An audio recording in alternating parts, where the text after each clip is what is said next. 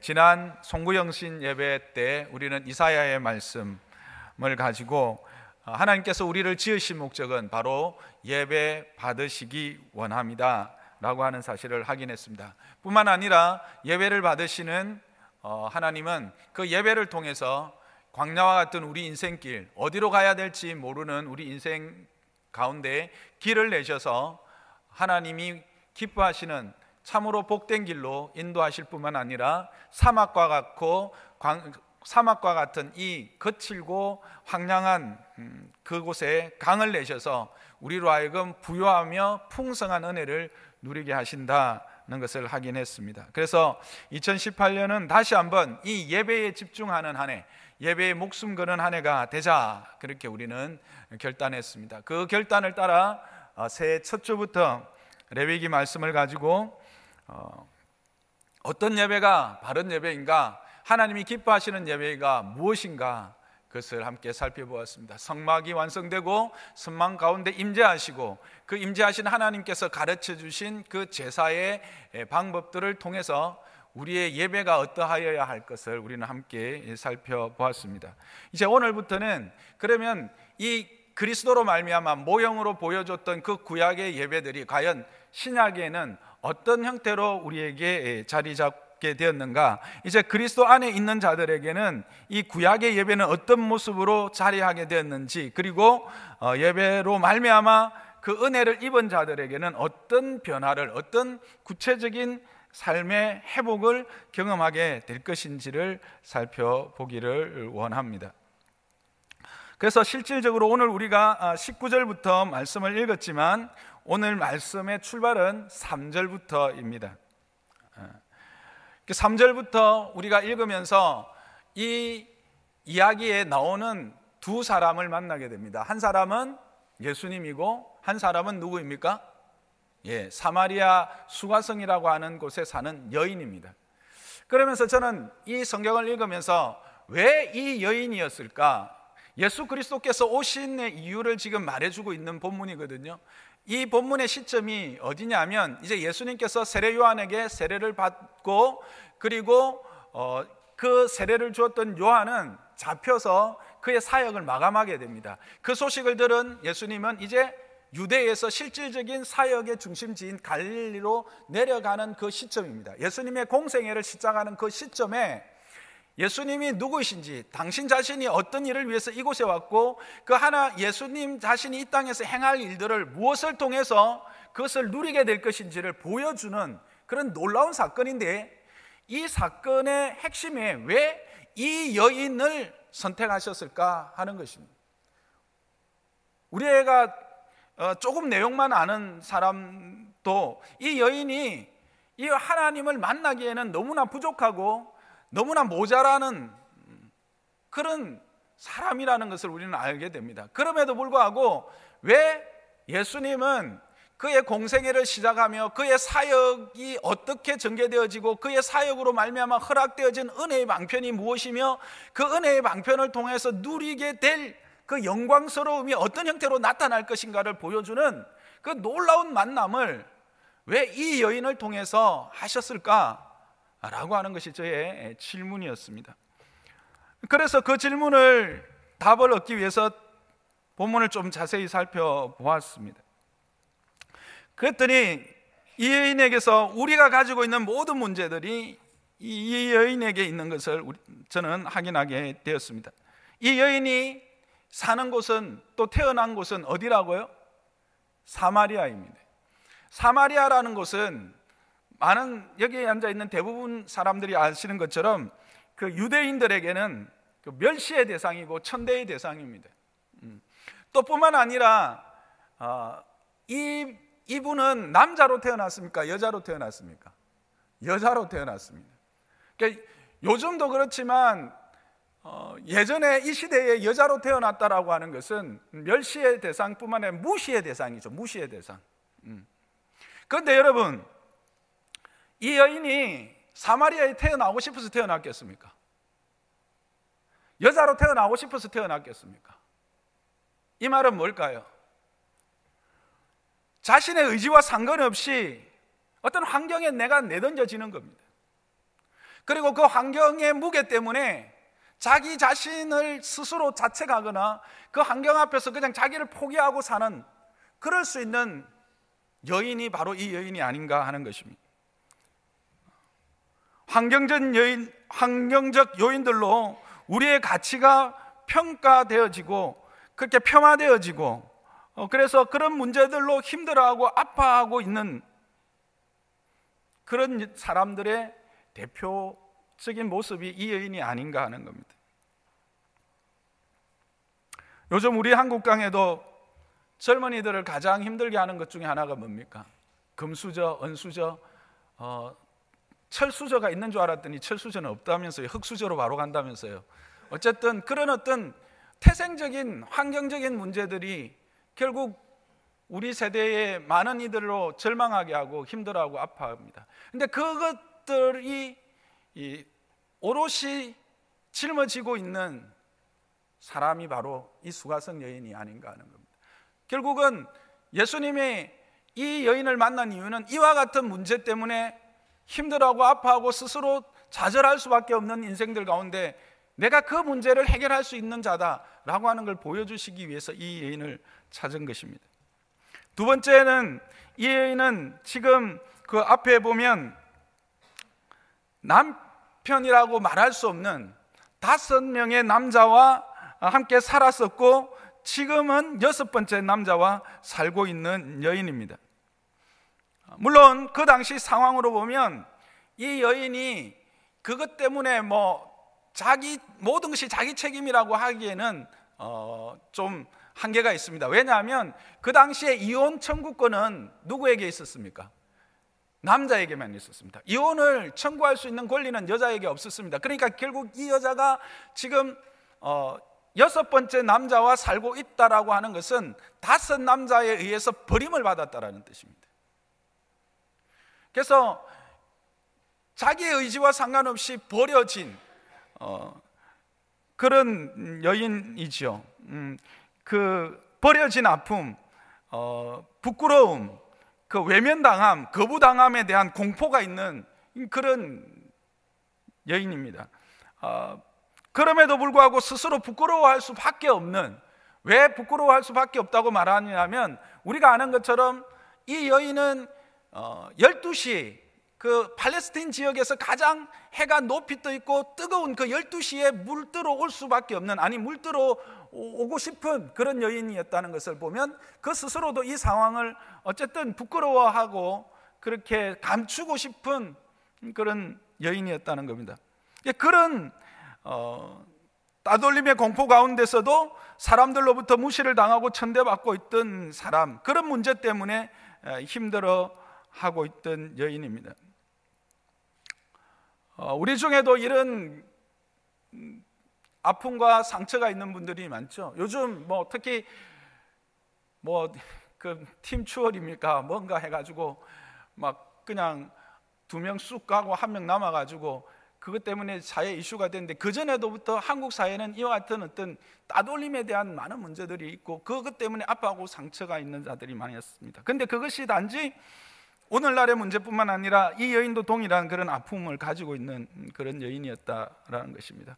뿐만 아니라 근본적으로 이 여인이 그런 부끄러움을 가지고 있었고 또 이것이 그가 감추고 싶은 것이고, 그 예수님이 이 여인의 이 문제를 끄집어냈던 시점이 예수님께서 내가 너에게 목마르지 않는 샘물을 주겠다라고 했을 때 그걸 나한테 달라고 말하고 난 이후에 이것에 대해서 예수님이 언급했다라는 것은, 비록 객관적인 사실로 보면 이 여인이 이렇게 이혼을 당한 슬픔, 그 아픔을 가지고 있는 여인이라고 말할 수 있지만, 그러나 이 여인에게도 근본적인 문제가 없는 것은 아니다라는 것을 알 수 있습니다. 이것이 그 여인의 어떤 죄됨을 상징적으로 나타내는 가장 뿌리 깊은 죄됨의 모습 중에 하나였다는 것을 확인하게 됩니다. 왜냐하면 이 물이라고 하는 것은 씻음의 의미가 있거든요. 그래서 예수님이 그에게 지금 앞으로 진행되어질 회복을 말씀하시기 전에 먼저 해결해야 될 것이 있는 것을 깨닫게 하셔서 고백하게 하시는 과정이거든요. 그렇게 보면 이 여인이 5 남자와 함께 살았고 지금 6번째 남자와 같이 살고 있다는 것은 근본적인 죄됨 인생이다. 스스로는 해결할 수 없는 죄의 문제로 고통하고 그 죄의 결과로 말미암아 고통 중에 있는 여인이다 라고 하는 것을 상징적으로 보여줄 수 있는 여인이었다는 겁니다. 그래서 이 여인을 선택한 것이 아닌가 하는 겁니다. 그건 역시 예수 그리스도께서 지금 말씀하시고자 하는 게 뭡니까?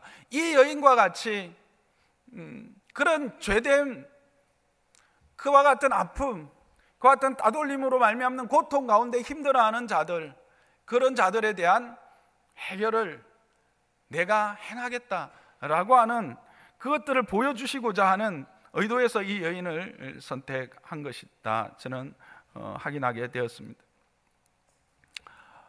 그런데 이런 문제를 갖고 있음에도 불구하고 참 이 여인의 또 특별함이 있는 것을 보게 됩니다. 그것은 뭐냐면 동시에 이 여인은 진리에 대한 갈급함과 신앙 전통에 대한 갈등들이 내재하고 있었어요. 오늘 본문에 나오는 것처럼 이제 예수님께서 그의 깊은 죄의 문제를 건드리고 그것을 끄집어내고 그것을 해결해 주시고자 할 때 그가 그것을 통해서 뭘 확인하게 됩니까? 이분은 그냥 평범한 분이 아니구나, 이분은 그냥 범상한 분이 아니구나, 선지자구나, 하나님의 그 은혜를 전하는 자이구나 라는 것을 깨닫게 되죠. 그런 영적 안목을 그가 가지게 됩니다. 그러면서 그에게, 예수님에게 묻죠. 우리 조상은 이 산에서 예배하였는데 당신의 말은 예배할 곳이 예루살렘에 있다 하더이다. 이 말은 뭘까요? 이거는 내가 정말 예배하고 싶은데, 내가 내 이런 문제들을 가지고 하나님 앞에 나아가서 해결하고 싶은데 우리 조상들은 이 산에서 예배하라고 하는데 당신들은 저 뭐 예루살렘에서만 꼭 예배해야 된다고 하는데 도대체 뭡니까? 어디서 예배해야 됩니까? 라고 하는 질문인과 동시에 이게 태생적인 그 자기의 한계에 대한 갈등들을, 내가 사마리인이라고 하는 이 영적 갈등, 자괴감 뭐 이런 것들을 동시에 고백하는 겁니다. 그러면서도 하나님에 대한 열정을 동시에 또 알 수가 있는 거죠. 예배하고자 하는데 도대체 어디입니까? 라고 지금 묻고 있는 겁니다. 뿐만 아니라 이 여인에게는 메시아 신앙도 있었죠. 그래서 25절에 보시는 것처럼 메시아 곧 그리스도라 하는 이가 오실 줄 내가 안다. 그가 오시면 이 모든 것을 우리에게 알려주실 것이다 라고 이야기하는 것으로 봐서는 이 여인이 그냥 문제 앞에서 나뒹굴어져 있는 그런 나약함이 아니라 그럼에도 불구하고 하나님에 대한 갈구가 있었다라는 겁니다. 그런데 이것 또한 인간들이 가지고 있는 본성입니다. 그게 뭡니까? 우리가 다 하나님의 형상으로 지음받았죠. 그래서 비록 죄로 말미암아 그 하나님의 형상이 거의 사라지고 없어도 우리의 깊은 내면에는 우리 자신이 어디로부터 왔고 어디로 갈 것인지, 우리의 참된 그 예배의 대상, 경배의 대상이 무엇인지에 대한 갈망이 있죠. 그게 바로 종교성 아닙니까? 인간이 가지고 있는 그 종교성을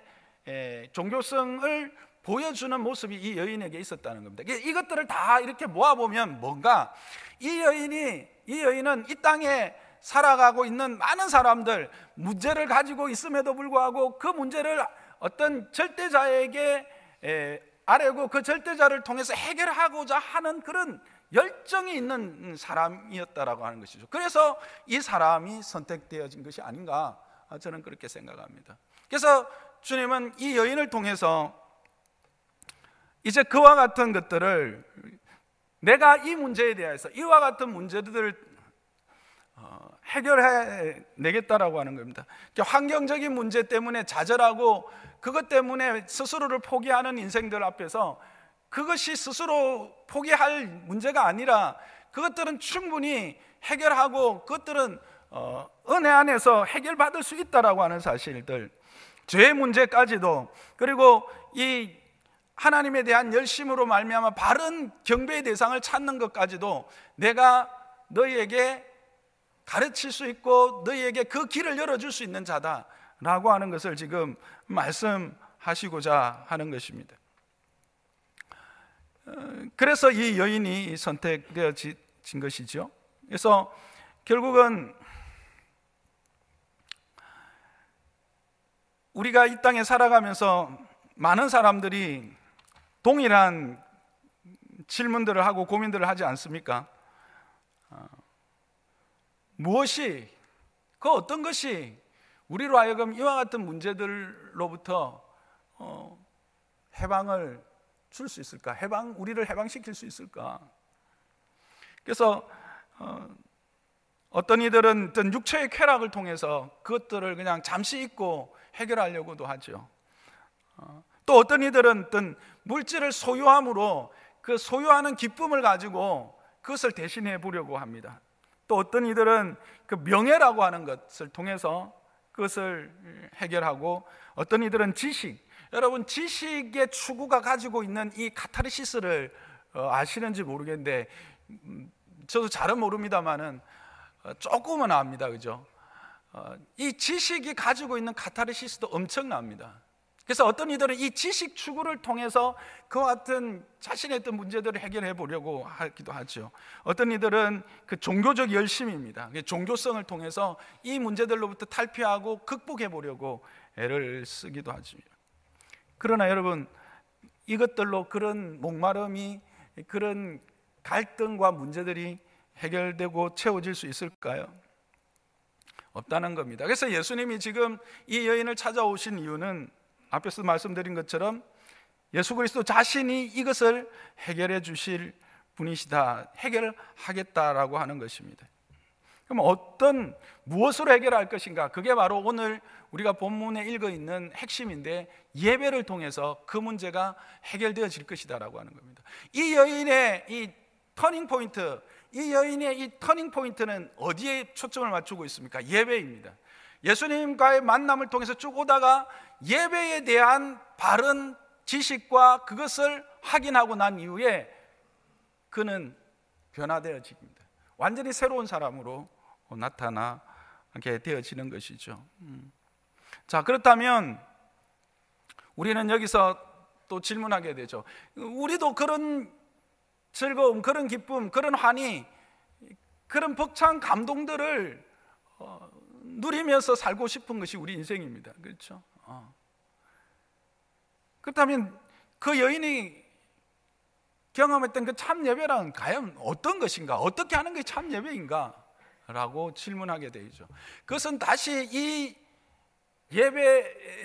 여인과 예수님과의 어떤 만남으로 가야 합니다. 그 순서들을 우리가 살펴보면 참 예배가 무엇인지를 확인하게 되는 것 같습니다. 참 예배의 시작은 어떻게 시작됩니까? 만남으로 시작됩니다. 어떤 만남입니까? 그리스도를 만나는 것이죠. 다양한 만남들이 있을 수 있습니다. 앞에서도 이야기했듯이 그것을 문제를 해결하기 위해서 쾌락을 만날 수도 있습니다. 그것을 해결하기 위해서 어떤 사람을 만날 수도 있습니다. 해결하기 위한 지식으로 해결하는 만남을 가질 수도 있습니다. 그러나 그런 만남으로는 해결 안 된다는 겁니다. 그리스도를 만나야 한다는 겁니다. 예수 그리스도 외에는 방법이 없습니다. 내가 곧 길이고 진리고 생명이다. 예수 그리스도 외에는 어떤 방법도 없습니다. 그런데 그 만남이 어떻게 이루어집니까? 이 여인이 여인편에서 그것을 획득하고 그것을 만날 수 있고 만나게 할 수 있는 방법이 있었습니까? 아닙니다. 찾아오심으로 만난다는 겁니다. 예수님이 어떤 의도와 계획을 가지고, 의지를 가지고 찾아오십니다. 4절에 보시면 사마리아를 통과하여야 하겠는지라, 그리스도의 의지를 볼 수 있습니다. 여러분, 하나님이 이렇게 우리를 찾아오셨습니다. 여러분, 우리가 여기 앉아있는 이 자리가 우리가 와서 앉아있다고 생각하지만 우리가 앉아있는 것이 아닙니다. 하나님이 의지를 가지고 여러분을 이곳에 부르신 것을 믿으시기 바랍니다. 그것이 예배의 시작이었습니다. 지금 만날 수도 있고 지난주 만날 수도 있고 아니면 몇십 년 전에 만난 분들도 있을 것입니다만, 그 만남의 모든 시작은 의지를 가지고 의도를 가진 주님의 찾아오심, 임재로부터 시작된다는 겁니다. 다른 말로 하면 오늘 우리가 이 예배를 통해서 하나님의 은혜를, 동일한 이 여인이 누렸던 이 기쁨과 이 한의와 이 생명의 활력을 얻기 위해서는 이 주님과의 만남, 이 찾아오셔서 나를 만나고자 하는 이 만남 앞에서 나를 내어놓아야 된다는 겁니다. 주님의 의지를 가지고 찾아왔다고 하더라도 그 여인이 예수님과 상관하지 않게 하고 그냥 쌩깐다고는 말 죄송합니다. 그냥 쌩 돌아서서 가버렸다면 어떻게 됐을까요? 하나님이 예수 그리스도로 말미암는 은혜는 이미 허락하여 주신 줄 믿으시기 바랍니다. 그리스도께서 이 자리에 함께 계시고 그 그리스도는 우리를 만나기 위해서 이 자리에 임재해 계시는 것입니다. 그렇게 그리스도를 만남으로 시작됩니다. 그런데 그 만남으로 끝나지 않는다라는 겁니다. 그 만남 단지 단순한 만남이 아니라 더 깊은 인격적 만남으로 들어가야 합니다. 그게 뭡니까? 죄와 허물을 드러내고 씻기는 과정이 있어야 된다라고 하는 겁니다. 예수님은 참 대단하신 분입니다. 물론 하나님이시니까 그렇죠.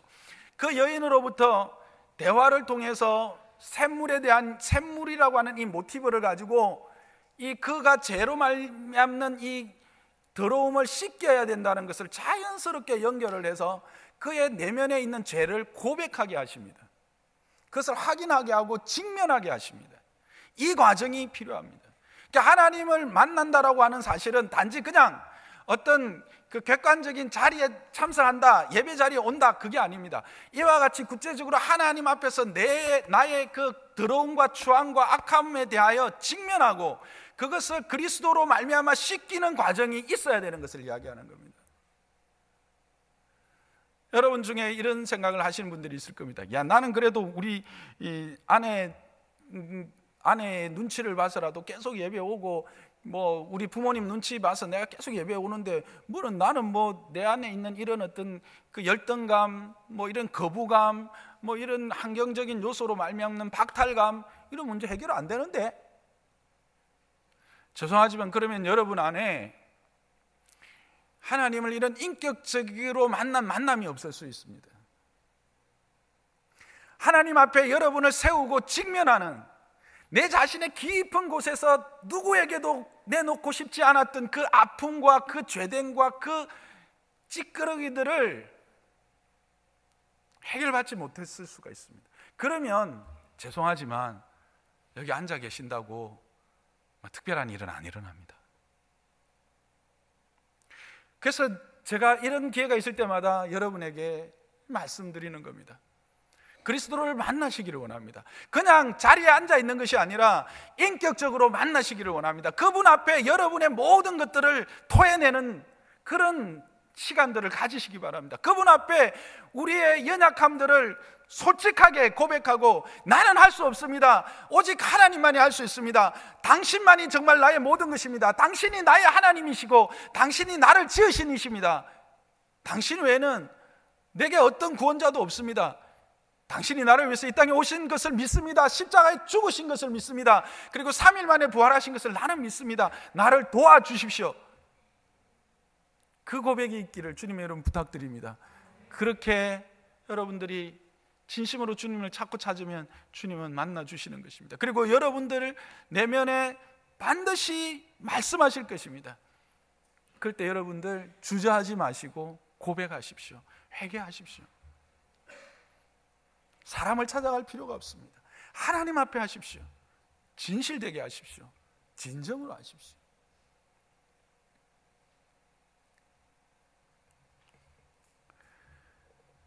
그런 자를 그렇게 만난 예수님을 통해서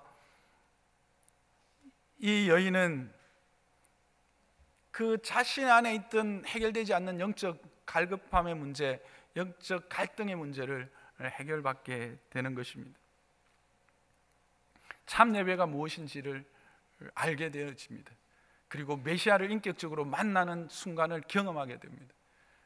그래서 그가 자신을 그 물덩이를 내려놨다라는 이 표현은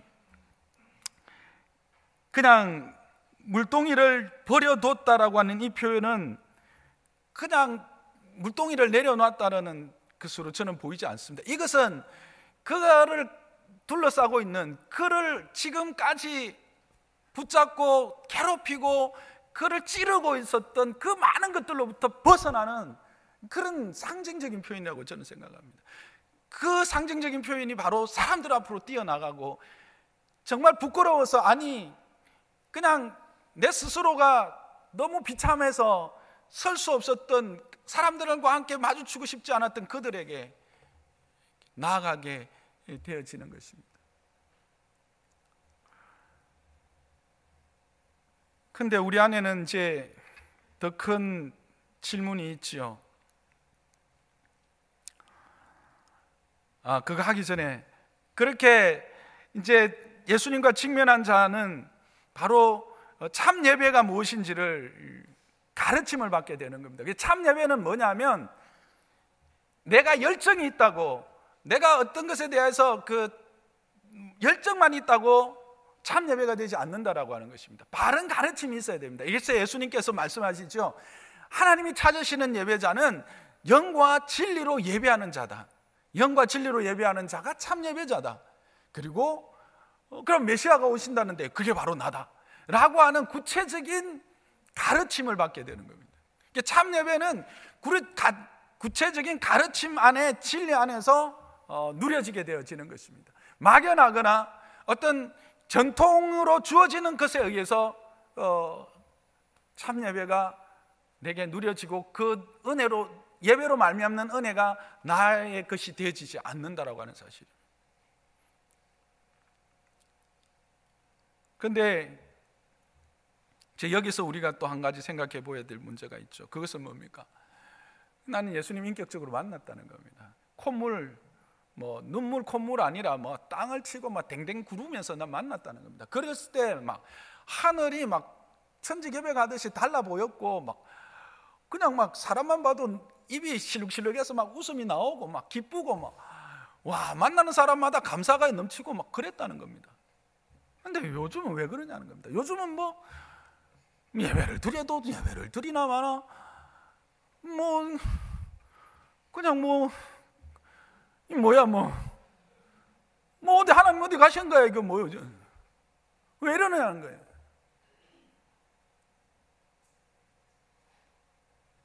여러분, 하나님의 수가 없어서, 하나님의 손이 짧아서 구원을 못 하실까요? 은혜 못 베푸실까요? 아닙니다. 이 여인을 우리가 살펴봐야 합니다. 이 여인의 삶 가운데 그 대답이 있는 것 같습니다. 물론 이 여인이 가지고 있는 객관적인 사실들이 예수님이 그 여인을 만나게 한 것은 사실인 것 같습니다. 그러나 동시에 이런 문제를 가지고 있었던 사람이 오직, 그러니까 객관적으로 사마리아인이고 여자고 많은 남자로부터 버림을 받았고 그런 어떤 따돌림을 당한 상처가 있었던 사람이 이 여인밖에 없었겠습니까? 아니겠죠. 그러면 뭐냐는 거예요. 이 여인의 열심입니다. 하나님에 대한 열심입니다.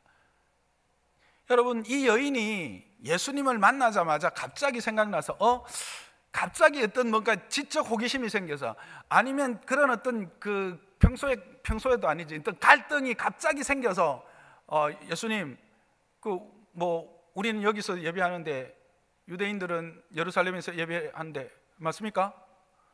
예수님, 선지자 같은데요? 메시아 오면은 그런데요? 이런 것들이 갑자기 그날 만나자마자 그 순간에 생겼겠습니까? 아니겠죠. 그때 그렇게 고백되어지고 그렇게 질문되어질 수 있었다는 건 뭘까요? 평소의 삶에 그와 같은 하나님에 대한 갈증과 영적 추구가 있었다라고 하는 겁니다. 자신의 삶의 그런 비참함과 아픔과 고통 가운데서, 앞에서도 우리가 잠깐 언급되었죠. 계속 언급되었던 것처럼 이 문제를 해결하실 이는 하나님밖에 없는데 도대체 어디에서 예배해야 되는가 하는 겁니다. 도대체 어떻게 예배해야 되는가 하는 겁니다. 메시아가 오신다는데 그분은 도대체 언제 오시느냐는 겁니다. 어떻게 하면 그분을 만날 수 있는가 하는 겁니다. 그런 것들이 그의 내면 깊은 곳에서 계속해서 질문하고 묻고 하나님 앞에 엎드리고 찾고 찾은 것이죠.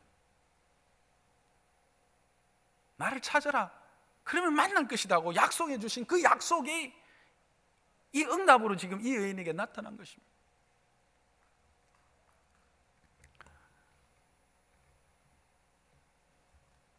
우리는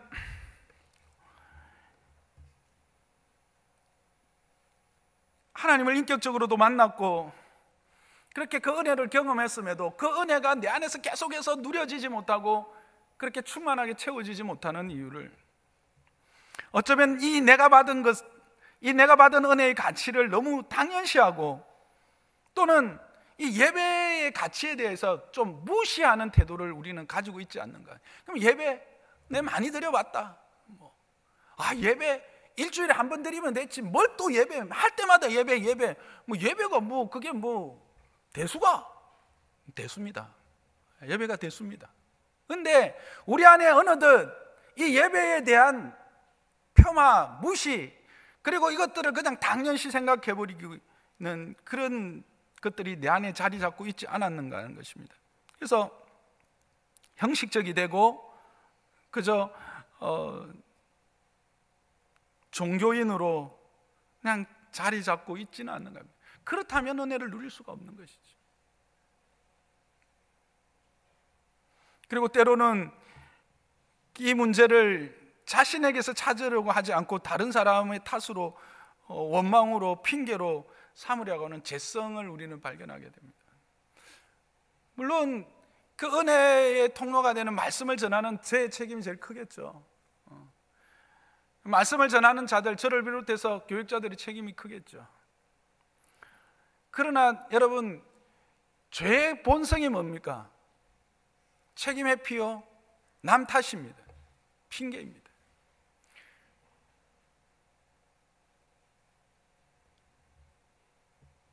저는 장로산나교회 함께 예배하는 저와 여러분 모두는 예배 때마다 이 여인이 경험한 이와 같은 벅찬 감격과 그 자유함과 그 기쁨을 누리는 주의 백성들 되기를 주님 이름 축원합니다. 그러려면 우리 안에, 우리의 매일매일 삶 가운데 이 여인과 같은 하나님에 대한 추구, 하나님에 대한 열심, 예배에 대한 사모함, 기대가 있어야 된다는 것입니다. 우리가 살펴봤잖아요. 예수님도 어떻게 해요? 하나님도 어떻게 해요? 성막이 만들어지자마자 그 영광 가운데 그렇게 급하게 들어오신 이유가 뭐였다고요? 우리를 만나고자 하는 기대가 있었다는 거예요. 그런 기대로 지금 주님께서 이 자리에 함께 계신 줄 믿습니다. 우리 심령 가운데 있는 줄 믿습니다. 함께 모여 예배하며 하나님의 이름을 부르는 이 믿음의 공동체, 이 은혜의 자리가 얼마나 복된지를, 여러분, 이것은 그저 주어진 것이 아니지 않습니까? 우리가 그냥 쉽게 말해서 예수님이 십자가에서 죽으셨다, 3일 만에 부활하셨어, 그렇게 말할 것이 아니지 않습니까? 진정 우리 안에 이와 같은 하나님에 대한 갈급함이 있는 심령들, 정말 그 은혜를 경험했을 때 우리의 모습은 어땠어요? 예수님 이름만 들어도, 십자가만 들어도, 십자가만 묵상해도 우리 안에 뜨거움이 있고 눈물이 있지 않았습니까? 너무 많은 것들이 홍수처럼 밀려오다 보니까 이젠 정말 값진 것을 값진 것으로 구별하지 못하는 그런 자리에 우리가 빠져 있다라고 하는 것입니다.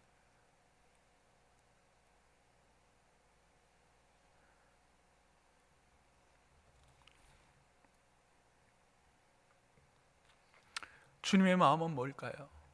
예수 그리스도의 마음은 뭘까요?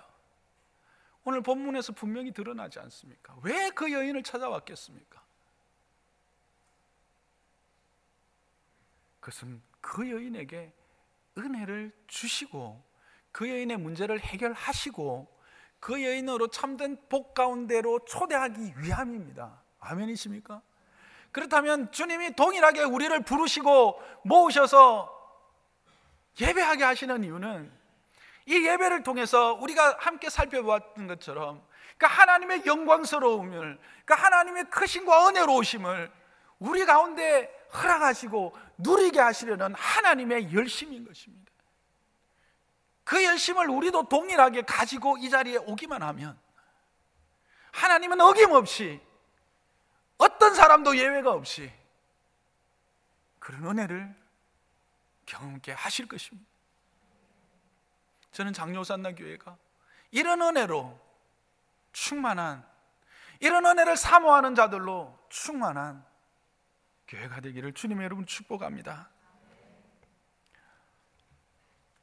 그래서 정말 이 험한 세상, 이 광야와 같은 세상, 우리가 늘 말하는 그 찢기고 상한 이 상처들을 세상의 것이 아닌 하나님의 것으로 치유하고 회복하는, 그래서 그 안에서 진정한 기쁨과 감사를 누리며, 그리고 그것이 삶의 제사로 연결되어져서 세상을 소동케 하는 그런 주의 백성들 되기를 주님의 이름으로 축복합니다.